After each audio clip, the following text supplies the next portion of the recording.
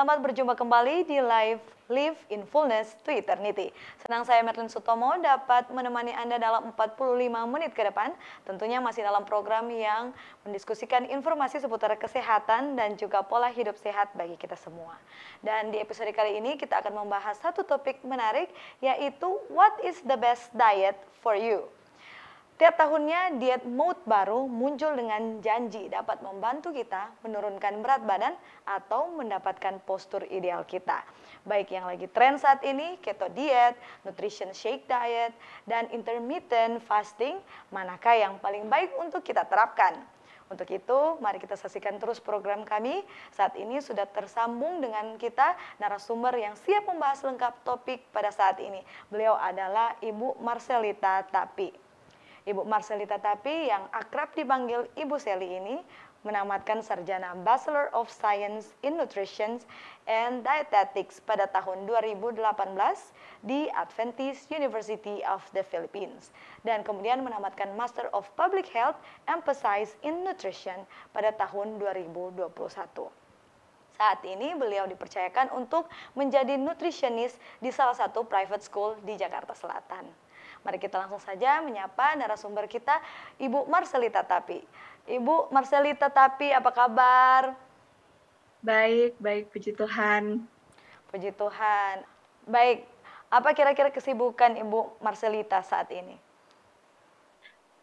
Kesibukan akhir-akhir ini saya dipercayakan untuk memegang catering di sekolah dan saya membuat meal plan untuk anak-anak di sekolah. Baik, luar biasa pengabdian yang sangat berarti tentunya bagi anak-anak di sekolah ya. Pada saat ini kita akan segera membahas diskusi kita, tetapi sebelumnya kita akan buka ini dengan doa dan saya akan pimpin kita dalam doa. Mari kita satu dalam doa.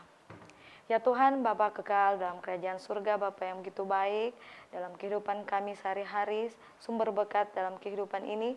Pada saat ini ya Tuhan, kami berseru kepadamu agar kiranya ya Tuhan Engkau menjadi bagian dalam program kami. Pada saat ini kami membutuhkan Roh Suci agar kami dapat mendengarkan dengan baik, kami dapat mengerti dan kami dapat melakukan apa yang kami dengarkan. Ya Tuhan, kami rindu untuk juga mendoakan narasumber kami, yaitu Ibu Marcelita Tapi yang sudah bersedia dan siap untuk membagikan materinya pada saat ini. Bantu dia agar dia dapat berkata-kata seturut dengan kehendak-Mu. Kita semua tentunya dapat terberkati dan nama Tuhan saja yang dipuji dan dimuliakan.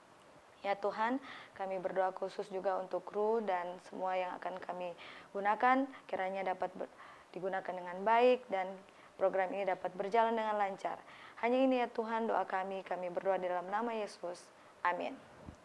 Baik, kita akan break sejenak ya. Dan sahabat Live jangan kemana-mana, kami akan kembali lagi masih dalam program yang sama, Live in Fullness to Eternity.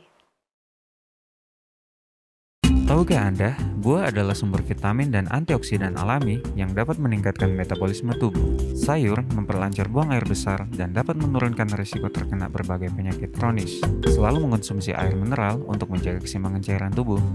Berolahraga dengan teratur dapat membantu kita mengendalikan berat badan. Selalu beristirahat yang cukup agar tubuh tetap sehat dan bugar. Jangan lupa untuk selalu menyaksikan program live di YouTube channel Cornelius Media, Bridge to the Truth.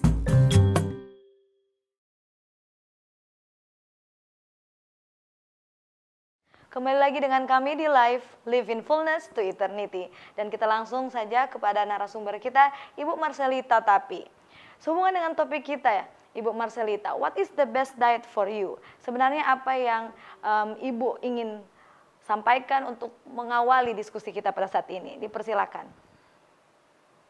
Baik, terima kasih atas kesempatan yang telah diberikan. Pada saat ini saya akan membawakan topik yang menarik bagi kita untuk kita ketahui. What is the best diet for you? Diet yang dimaksudkan di sini artinya bukan diet tidak makan ya, tapi diet yang dimaksudkan adalah pola makan. Jadi pola makan seperti apakah yang baik bagi kita? Next slide.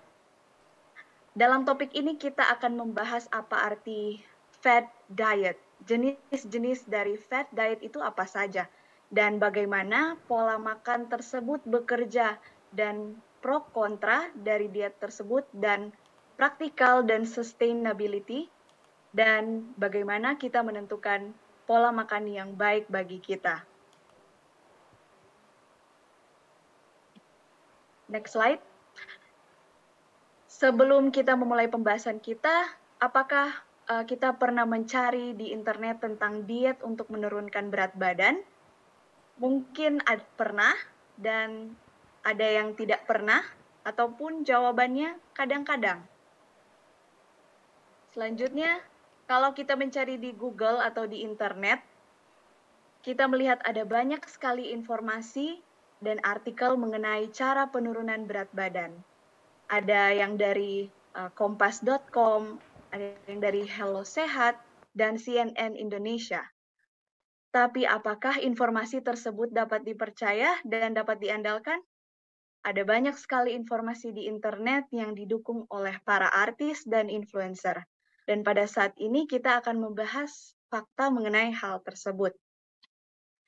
Next slide. Jadi apa maksud dari fat diet atau diet fat ini?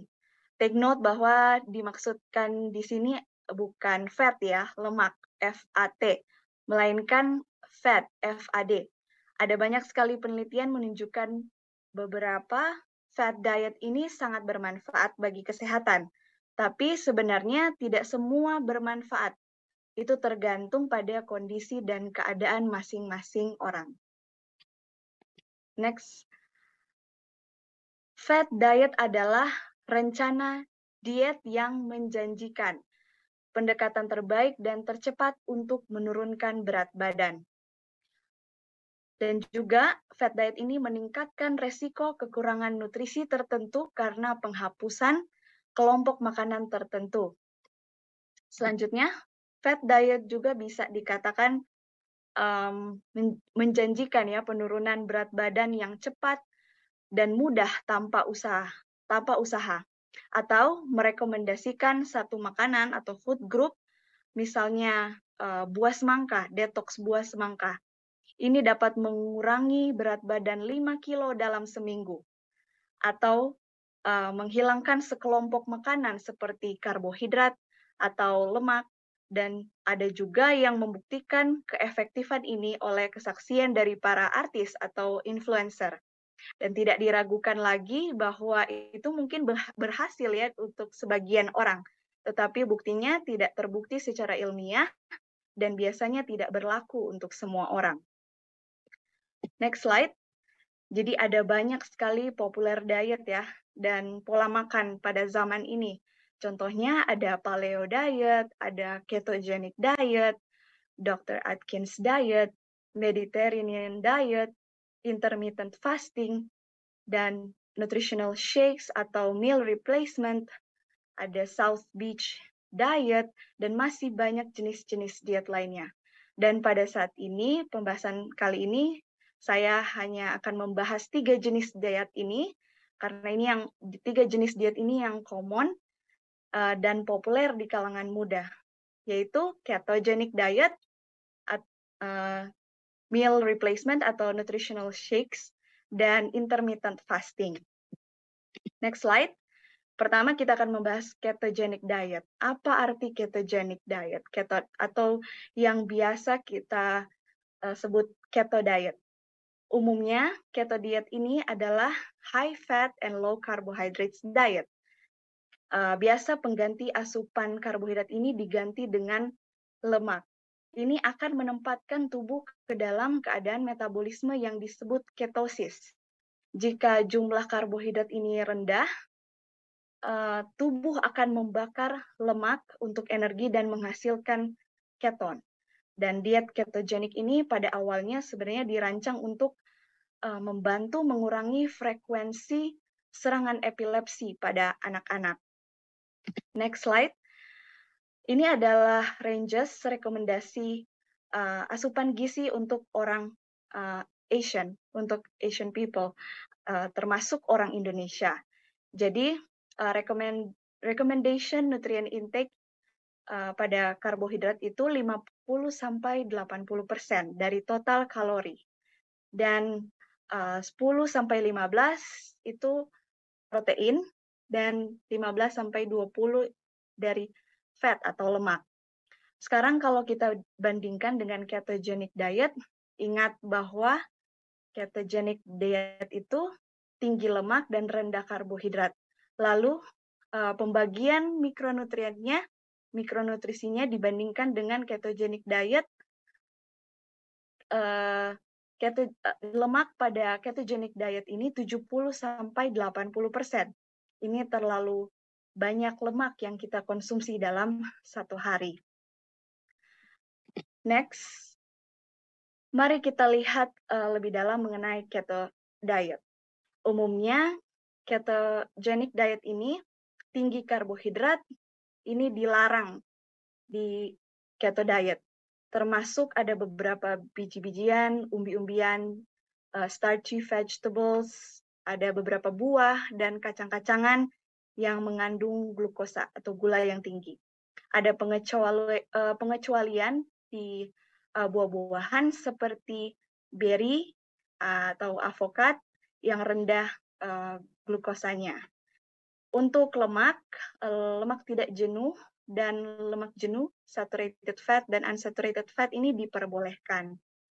Protein dianjurkan untuk konsumsi secara moderat dan tidak lebih karena asam amino dalam protein ini bisa berubah menjadi glukosa. Dan durasi pada saat melakukan ketogenic diet ini hanya pada saat sampai berat badan ideal tercapai. Jadi bagaimana cara kerja dari keto diet ini? Next slide. Jadi untuk menyederhanakan proses dan membuat lebih mudah untuk dipahami, pertama, untuk mengetahui bahwa sebagian besar dari sel-sel tubuh kita ini, tubuh manusia, lebih suka untuk menggunakan gula ya, refined sugar atau glukosa dalam tubuh, karena glukosa ini gunanya adalah sebagai sumber energi utama tubuh. Dan otak kita menuntut glukosa yang stabil, sekitar 120 gram setiap hari. Ini diperoleh dari darah yang bersirkulasi. Dengan tidak adanya glukosa darah yang bersirkulasi di tubuh kita akan menggunakan glukosa yang tersimpan di liver atau di hati kita untuk mengubah menjadi glukosa ke dalam darah. Dan setelah 3-4 hari, jadi simpanan glikogen dalam liver kita berkurang, dan begitu juga insulin di tubuh kita menurun karena pasokan glukosa atau karbohidrat yang rendah. Dan ini pada gilirannya akan menyebabkan tubuh kita memecah lemak yang tersimpan untuk energi yang menghasilkan keton di liver. Dan proses ini disebut ketosis. Jadi tujuan utama dari ketogenic diet ini untuk mengurangi kadar insulin dan memulai untuk memecahkan lemak tubuh sebagai energi. Dan memang ketosis ini adalah proses metabolisme yang normal ya, dan tidak berbahaya karena kondisi terjadi saat tubuh kekurangan karbohidrat untuk dibakar menjadi energi. Sebagai gantinya, tubuh akan membakar lemak untuk mencukupi kebutuhan energinya. Dan proses lemak ini menghasilkan senyawa yang disebut keton. Dan mari kita lihat pro dan kontra, keunggulan dan kekurangan dari diet ini. Next slide. Jadi keunggulan dari ketogenic diet ini, yang pertama adalah pengobatan yang efektif untuk epilepsi pada anak-anak. Dan pemantauan diet ini dilakukan oleh profesional kesehatan, ahli gizi atau dokter gizi. Hanya ketogenic diet ini hanya dilakukan ketika pengobatan gagal atau tidak berjalan dengan baik. Jadi treatmentnya adalah ketogenic diet atau keto diet. Selanjutnya perubahan metabolisme yang bermanfaat dalam jangka pendek. Jadi melalui pemantauan diet yang ketat. dan manfaat potensial pada penurunan berat badan, resistensi insulin, dan tekanan darah tinggi dan peningkatan kolesterol. Dan keinginan kita untuk makan makanan yang berkarbohidrat tinggi ini berkurang. Dan pengeluaran kalori meningkat karena lemak dan protein menjadi glukosa. Selanjutnya kita lihat kekurangan dari diet keto ini. Kalau kita bandingkan, ada efek samping dari pembatasan karbohidrat. Kita akan mudah lebih merasa lapar, kelelahan, dan suasana menjadi buruk, lekas marah, dan sembelit. Ada yang tahu kenapa? Karena kita masih membutuhkan karbohidrat dan buah-buahan dan beberapa protein seperti protein nabati, kacang-kacangan yang mengandung serat. Karena menghilangkan makanan seperti karbohidrat ini dapat mengurangi asupan serat secara signifikan. Dan juga kemungkinan untuk kekurangan nutrisi lainnya. Dan tidak aman untuk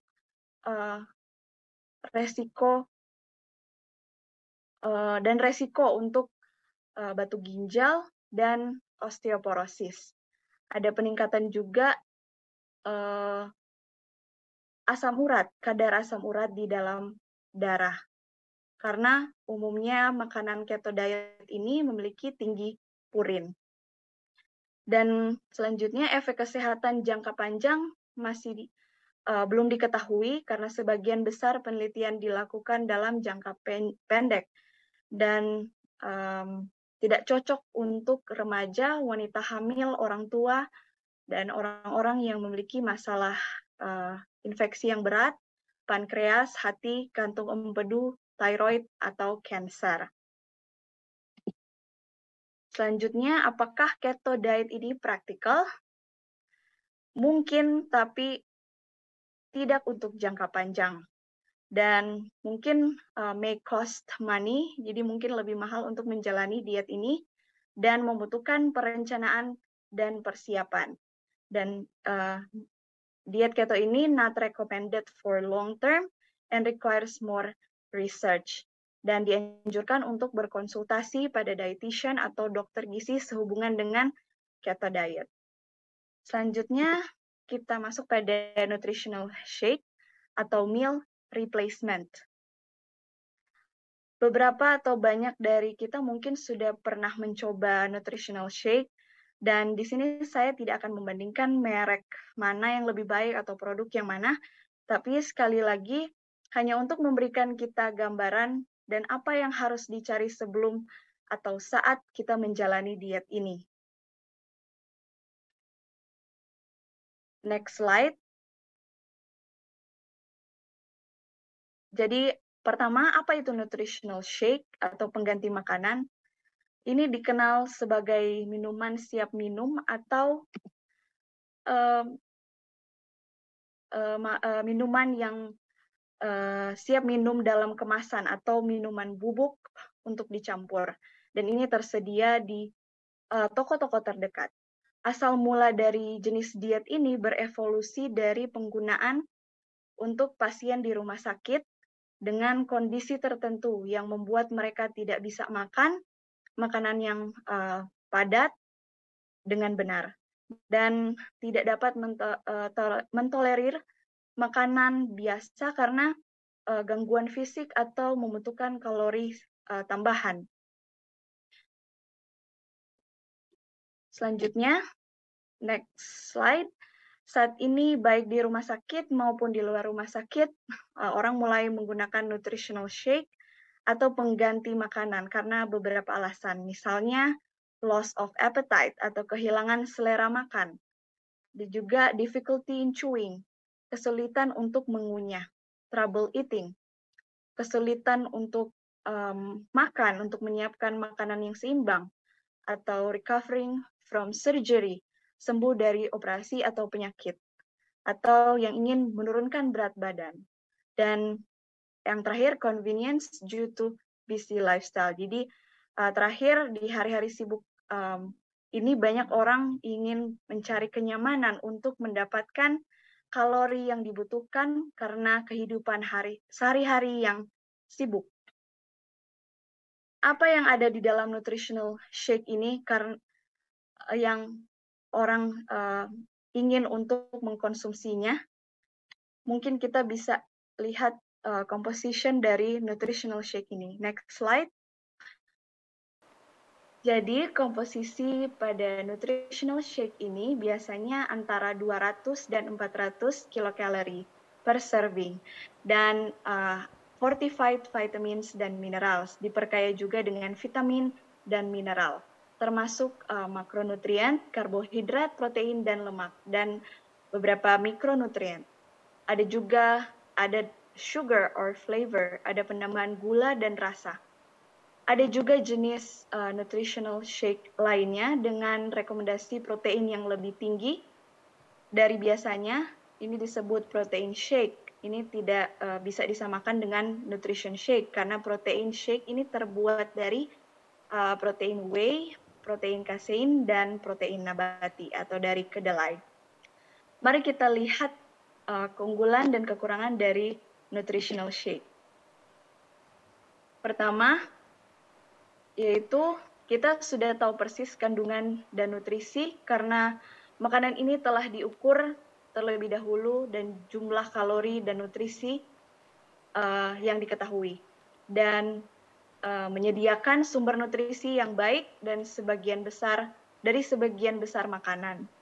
Dan nutritional shake ini juga efektif dalam mempertahankan penurunan berat badan bagi individu yang memiliki obesitas dan bermanfaat juga untuk pasien yang memiliki diabetes type 2 yang tipe 2 karena dengan nutritional shake ini bisa mengalami penurunan di kadar glukosa atau kadar glukosa darah puasa di dalam darah. Selanjutnya, kekurangan dari nutritional shake ini. Nutritional shake meskipun nutrisinya cukup lengkap, mungkin tidak menyediakan semua nutrisi atau makanan yang utuh seperti antioksidan dan zat pelindung lainnya. Dan mungkin masalah akan bermunculan setelah kita kembali ke diet biasa atau makan makanan yang padat, berat badan mungkin akan kembali ke berat badan yang semula. Dan juga kandungan nutritional shake mungkin memiliki tinggi gula dan zat aditif lainnya atau zat pengawet. Dan dengan nutritional shake ini mengurangi rasa kenyang setelah makan. Kita mungkin ingin makan sesuatu yang lain bahkan setelah mengkonsumsi nutritional shake ini karena pencernaan yang cepat. Karena shakes ini mostly consist of water, jadi sangat mudah untuk dicerna. Dan mungkin biaya. Kemungkinan besar ini lebih tinggi atau lebih mahal daripada masakan rumahan biasa dan bahkan makan di luar. Jadi tergantung seberapa banyak shakes yang kita konsumsi setiap hari. Jika satu minuman hanya menggantikan sarapan, biaya mungkin tidak menjadi masalah. Selanjutnya, sekarang muncul pertanyaan, apakah shake nutritional ini praktis dan sustainable? Penelitian telah menunjukkan bahwa nutritional shake ini tidak direkomendasikan untuk jangka panjang. Jadi durasinya tidak bisa lebih dari 3 bulan. Dan juga rasa dan tekstur yang monoton ini bisa membuat bosan dalam jangka panjang, terutama jika kita mengkonsumsi hal yang sama setiap hari pada waktu makan. Dan transisi kembali ke makanan yang real food atau makanan yang padat ini, ketika kita kembali, kita akan kembali lagi ke berat badan yang semula. Jadi diperlukan waktu ya untuk belajar kembali untuk beradaptasi dengan diet yang kita akan lakukan. Tapi diet nutritional shake ini juga efektif sebagai pengobatan diet sementara untuk mengkontrol berat badan pada pasien diabetes tipe 2. Selanjutnya kita masuk pada intermittent fasting atau puasa intermittent. Jadi saat ini merupakan satu diet yang baru dan trending. Orang menggunakannya untuk menurunkan berat badan atau menyederhanakan gaya hidup. Jadi jenis diet ini berfokus pada kapan kita makan dan ini ditentukan oleh waktu. Jadi berpuasa selama beberapa jam setiap hari dengan waktu yang tertentu atau makan satu kali dalam beberapa hari dalam seminggu. Dan pola makan yang bersiklus antara periode puasa dan makan. Next slide.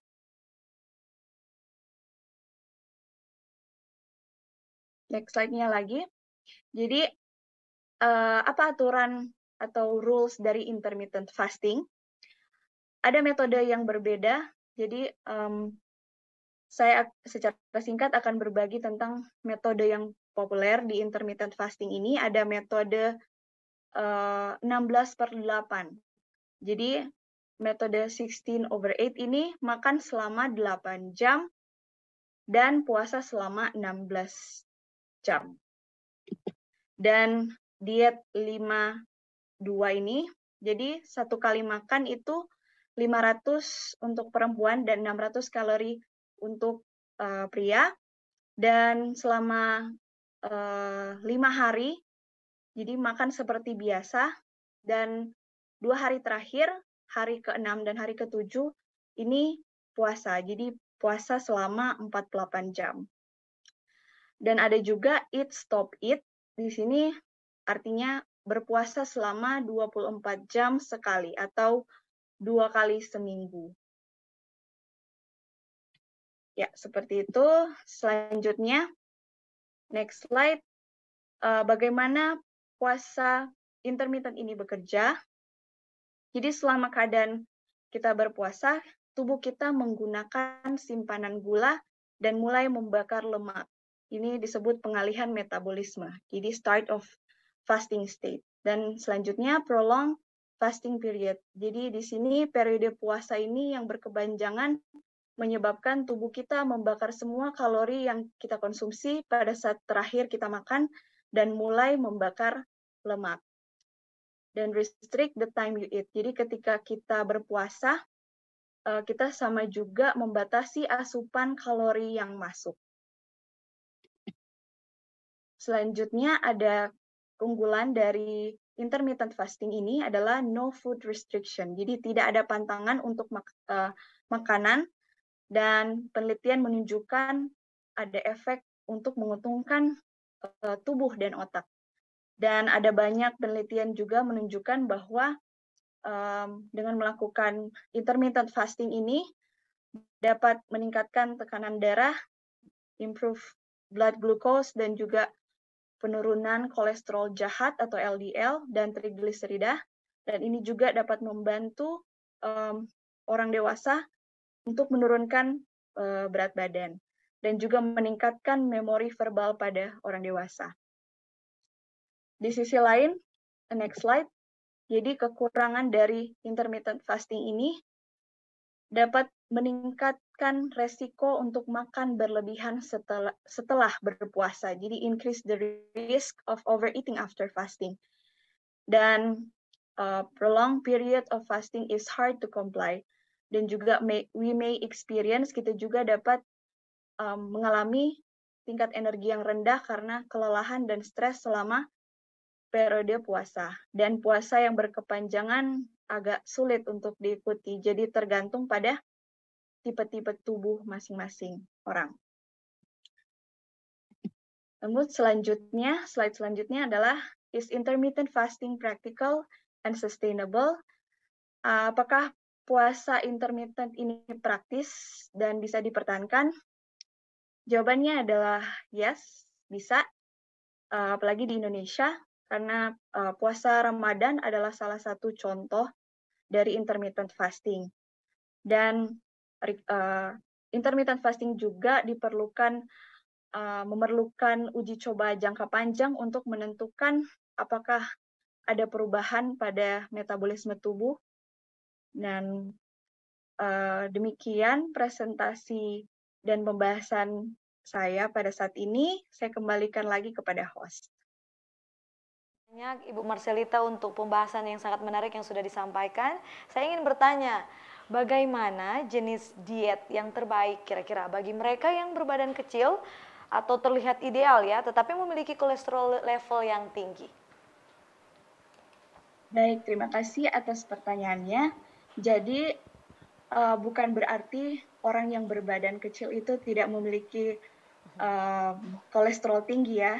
Mereka juga ada juga dan banyak yang mengalami badan yang kurus kini tapi memiliki lemak jahat atau LDL di dalam tubuh, dan dianjurkan untuk selalu mengecek kolesterol di dalam tubuh agar dapat mengetahui level dari kolesterol di dalam tubuh masing-masing. Dan dianjurkan untuk diet untuk orang kolesterol sebagai seorang profesional ahli gizi, kita juga merekomendasikan adanya DASH diet atau dietary approaches to stop hypertension. Jadi diet ini digunakan untuk orang-orang untuk mencegah hipertensi dalam tubuh. Mungkin ini bisa dilakukan. Baik. DASH diet. Baik, terima kasih untuk sarannya. Saya akan bertanya, bagaimana mengetahui pola makan yang baik untuk kita? Baik, terima kasih. Jadi pola makan yang terbaik untuk kita itu adalah a diet that fits your eating style. Jadi kita harus pahami gaya makan kita, pola makan kita itu bagaimana. Jadi number of meals per day, jumlah makan per hari berapa, jumlah kalori yang kita butuhkan tiap hari berapa, dan prefer to cook or to eat out, lebih suka masak di rumah atau makan di luar, fixed schedule or flexible schedule. Jadi apakah pola makan sudah sesuai dengan aktivitas dan tingkat exercise level kita? Apakah kebutuhan kalori setiap hari sudah terpenuhi? Mungkin diperlukan juga additional intake ketika kita berolahraga secara intens atau durasinya panjang. Selanjutnya, a diet that is affordable and accessible to you. Jadi diet atau pola makan yang terjangkau dan mudah diakses oleh kita. Jadi beberapa diet ini memerlukan makanan yang sulit untuk dibeli atau sulit untuk didapat. Jadi kita gunakan semua bahan yang mudah untuk kita dapat. Dan ada juga beberapa diet dan pola makan membutuhkan lebih banyak masakan rumahan. Dan bahannya bisa saja mahal. Mungkin bagi saya yang tinggal di kota besar di Jakarta, bahan makanan di sini terasa lebih mahal. Tapi bagi saudara-saudari yang tinggal di daerah atau di desa, di provinsi, atau di Manado, tentunya sangat terjangkau harganya. Bahkan bahan makanan itu bisa ditanam di samping rumah atau bisa ditanam di kebun sendiri. Selanjutnya, diet that you can most likely follow for the rest of your life. Jadi diet yang terbaik, pola makan yang baik itu diet yang bisa kita ikuti. Jadi seperti kebiasaan hari sehari. Jadi kalau misalnya biasanya makan 3 kali sehari, go for it. Tapi porsinya harus diukur. Jadi mengikuti porsi isi piringku. Dan selanjutnya, diet yang baik adalah diet yang membuat kita bahagia. Jadi kita harus maksimalkan bahwa kita bisa menikmati makanan yang sehat dan bernutrisi yang tinggi dan tentunya bervariasi, dan kita bisa mendapati semua nutrisi dengan baik. Dan tentunya ketika kita mendapatkan panggilan untuk mengubah pola atau gaya hidup kita, lakukanlah perubahan yang kecil dan bertahap. Mungkin seperti itu. Baik, terima kasih Bu Marcelita. Nanti kita lanjut lagi masih dalam topik What is the best diet for you. Dan sahabat Live, kami akan kembali lagi tetap bersama dengan kami di Live Live in Fullness to Eternity.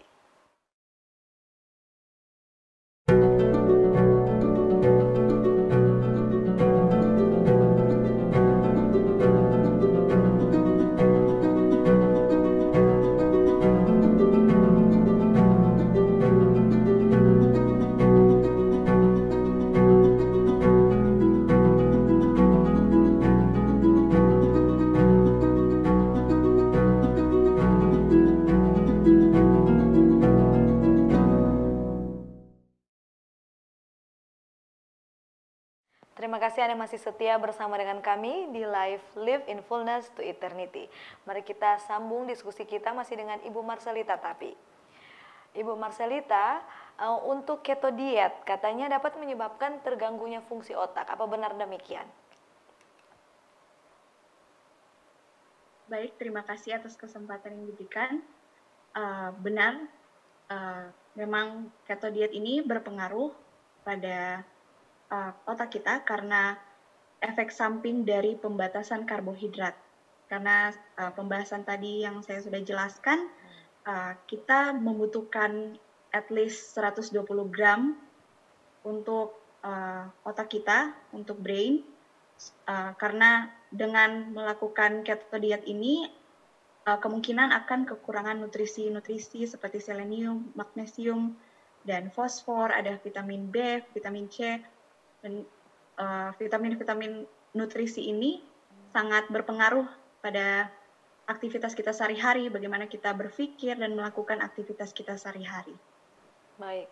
Apa ada diet yang paling ekstrim yang beredar di masyarakat? Baik, mungkin tentu ada yang ekstrim.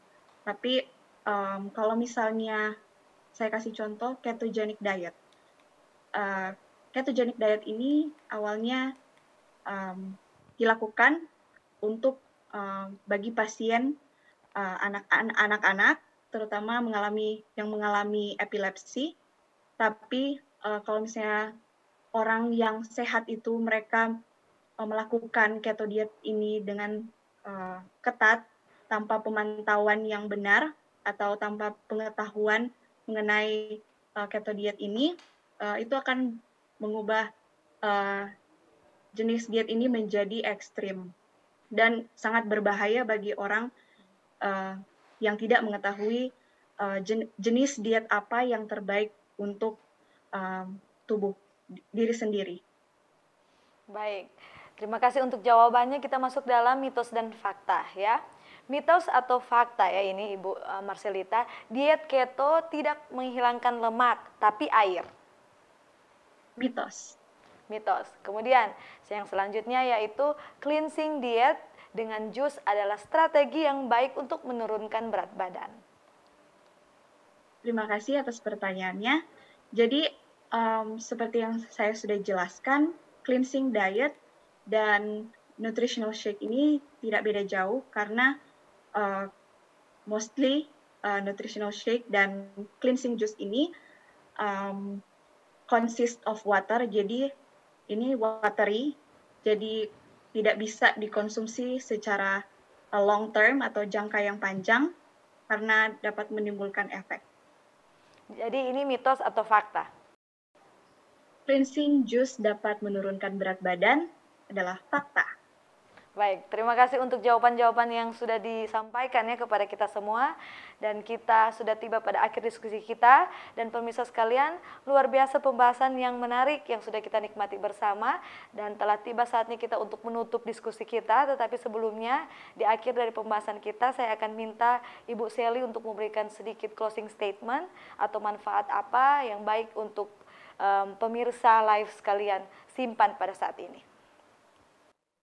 Jadi kesimpulan dari pembahasan kita pada saat ini, fat diet atau ketiga jenis dari diet ini yang kita sudah bahas tadi efektif dalam jangka yang pendek atau short term saja. Dan saat kita mengenal tentang hal-hal yang baru atau jenis-jenis diet yang baru, kita harus lihat pro dan kontra, keunggulan dan kekurangan dari jenis diet tersebut, dan kekurangan dan keuntungan dari jenis diet tersebut, dan apakah jenis diet ini bisa dipraktekkan secara long term dan bisa dipertahankan seumur hidup, dan diet terbaik untuk kita adalah sesuai dengan gaya hidup kita dan yang membuat kita bahagia. Mungkin seperti itu. Terima kasih. Terima kasih untuk closing statement yang sudah diberikan, dan kita akan menutup diskusi kita. Kita akan tutup dengan doa. Bisakah Ibu Sally untuk pimpin kita dalam doa? Mari kita satu di dalam doa. Bapa kami yang berdalam kerajaan surga, kami berterima kasih Tuhan atas kesempatan yang masih Engkau berikan kepada kami. Pada saat ini kami telah mendengarkan sebagian dari pembahasan mengenai webinar kesehatan. Kiranya melalui pembahasan pada saat ini, kami boleh mempraktekannya dalam kehidupan sehari kami, agar kami boleh sehat selalu. Terima kasih Tuhan, karena Engkau sudah mendengar dan menjawab doa kami. Ampunilah kesalahan dosa kami, di dalam nama Yesus. Amin. Amin. Terima kasih sekali lagi kepada Ibu Sally yang sudah menjelaskan dengan baik topik kita di episode ini. Jika sahabat live diberkati dengan program kami, Anda bisa langsung share video ini kepada keluarga dan sahabat Anda. Anda juga dapat mengikuti sosial media kami di Instagram dan Facebook @corneliusmedia. Demikianlah perjumpaan kita di hari ini. Jangan lupa untuk menyaksikan episode live selanjutnya hanya di Cornelius Media, Bridge to the Truth. Saya Merlin Sutomo beserta kru yang bertugas mengucapkan sampai jumpa dan salam sehat.